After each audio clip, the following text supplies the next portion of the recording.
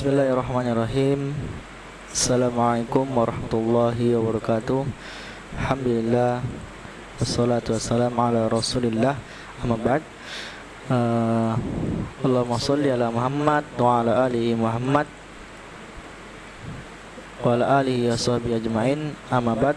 Alhamdulillah, setelah kita bersyukur kepada Allah, kemudian bersalawat kepada Nabi, semoga kita menjadi umat yang diberkahi Allah, menjadi umat Nabi Muhammad sampai kelak kita akan bertemu lagi di Jannatul Firdausnya.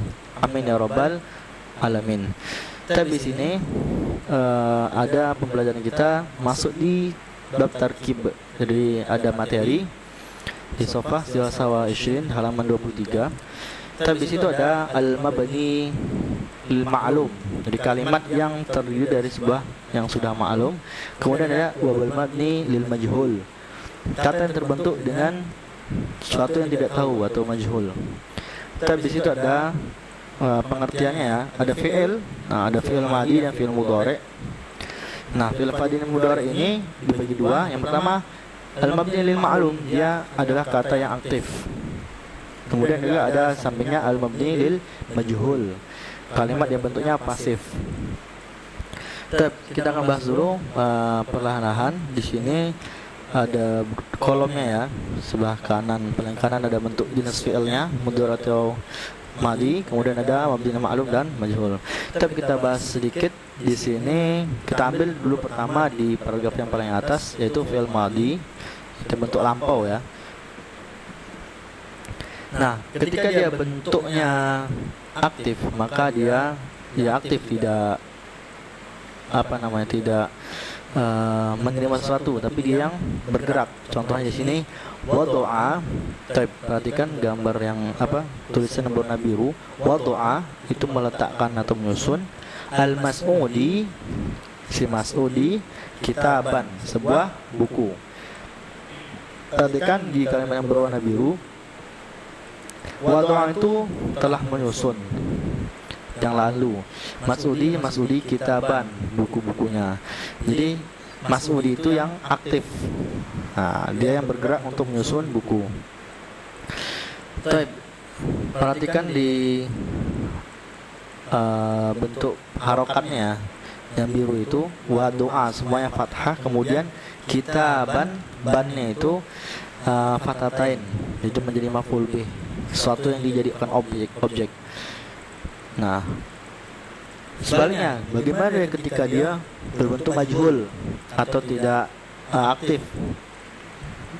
Nah, di sini ada contohnya, kitabun wudi'a disusun atau telah disusun, kitabun buku. Perhatikan ya, jadi yang aktif tadi fathah semua, wadu'a. Ketika dia majhul, bentuknya jadi wudi'a. Di kitabunnya mau beda. Buku yang tadi kitaban, ini menjadi kitabun. Jadi suatu yang aktif dan pasif berbeda ketika dia sudah ditanamkan di sebuah kalimat. Sama misalnya di sini, anzalallahu Quran ila Muhammad, Allah menurunkan Quran kepada Muhammad. Itu kalimat yang penting, ada anzal sama Al-Quran. Tapi ketika dia majhul, maka disebutkan unzilal Quran, diturunkan Al-Quran ila Muhammad. Nah, perbedaannya apa sih berdasar dari fi'il ma'lum dan majhul? Ma'lum itu sang pelaku akan disebutkan dalam paragraf tersebut, sedangkan yang majhul itu tidak disebutkan. Contohnya ada mas'udi, ketika dia maklum ada, ketika majhul hilang. Kemudian tadi anzalallah, Allahnya yang menurunkan Al-Quran, ketika dia bentuk majhul, otomatis Allahnya hilang, tapi maknanya sama, hanya digeser saja. Tab yang ketiga, qatal kufar al muslimin, orang-orang kafir memerangi kaum muslimin. Kemudian qutal muslimun, menjadi kaum muslimin itu sedang diperangi. Nah, jadi siang orang kafir tadi tidak disebutkan. Nah, jadi ibaratnya kalau kita mencari sesuatu ya bentuknya pasif gitu. Di mana buku saya? Siapa yang lihat? Nah, karena kita nggak tahu siapa pelakunya. Tapi kalau tahu pelakunya, misalnya Ahmad yang meletakkan buku, berarti dia yang meletakkan. Tapi itu di sisi fi'il madhi yang telah lalu. Tapi biasa di bawahnya ada fi'il mudhari, bentuk yang akan datang atau yang sedang terjadi. Tapi perbandingannya dilihat ya. Contoh pertama, yad'u al-mas'udi kitaban. Nah, si Mas'udi tadi meletakkan atau menyusun buku. Jadi yang pertama tadi wadu'a mas'udi, ini menjadi yad'u. Nah, patah-patah dhammah. Kemudian kalau dia bentuknya menjadi majhul di fi'il mudhari' menjadi yudha'u kitabun. Buku-buku telah disusun.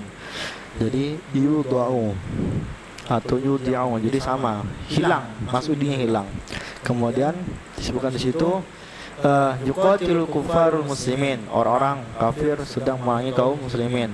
Nah, ketika dia majhul menjadi yuqatalul muslimun, orang-orang muslim sedang diperangi. Jadi ada perbedaan, yaitu di ya di depan sebagai tanda ini adalah fi'il mudhari'. Di bawahnya ada perbandingan.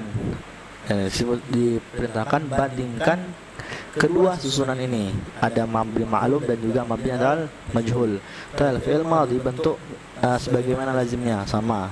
Fi'il madhi kasrahnya sebelum aktif, ada dinamakan huruf berharokat sebelumnya. Di wudi'a itu ketika majhul, sehingga maklum ya biasa wadu'a. Nah, fi'il mudhari sama, lazimnya sama.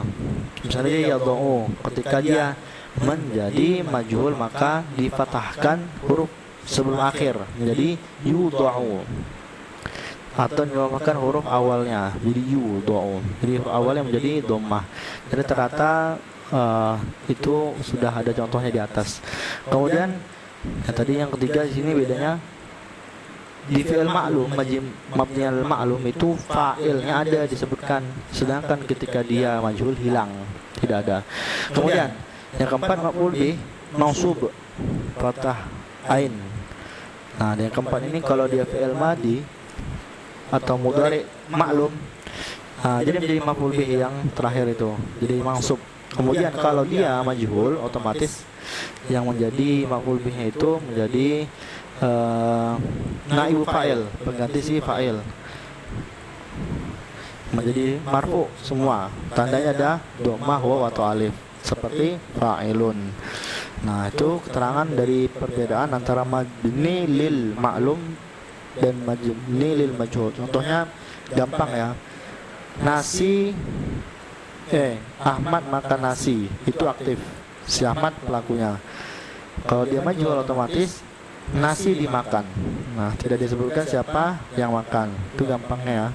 Jadi kesimpulannya tadi udah ada 3-4 kesimpulan perbedaan antara maklum dan majhul. Silahkan kalau ada yang bertanya bagaimana lebih spesifiknya bisa ditanyakan langsung di Google Classroom. Kita lanjut di sini. Ada tadrib di sofa Selasa arba'in arba wasa ishdin. Itu tadriban ala terkib, latihan atas materi tadi. Nah, ini gampang ya. Hawil kulla mimma ya'ti ila mabni lil majhul. Jadi ada kata-kata dalam kolom itu semuanya ubahlah menjadi mabni alal majhul. Jadi semua yang ditulis itu kan sudah bentuk maklum aktif, bentuk ubahlah bentuknya ke bentuk pasif. Nah, ini contohnya yang biru ya. Akhoza menjadi ukhiza. Kemudian ada menjadi u'ida. Udah ada. Silakan di bawahnya tinggal dilanjutkan. Nah, yang tiga misalnya yang banyak nih, ada 6 huruf. Istahsana menjadi mustohsina. Nah, titik-titik itulah yang kalian isi, bentuknya dalam bentuk majhul.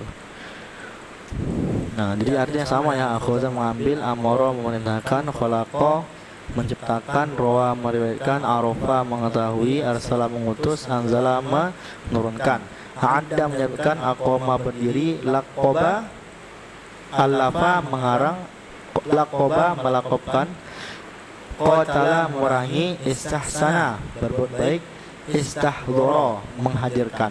Di bentuknya kalian buat di dalam bentuk majhul. Tapi itu aja bisa saya sampaikan, kurang lebih maaf. Assalamualaikum. Assalamualaikum warahmatullahi wabarakatuh.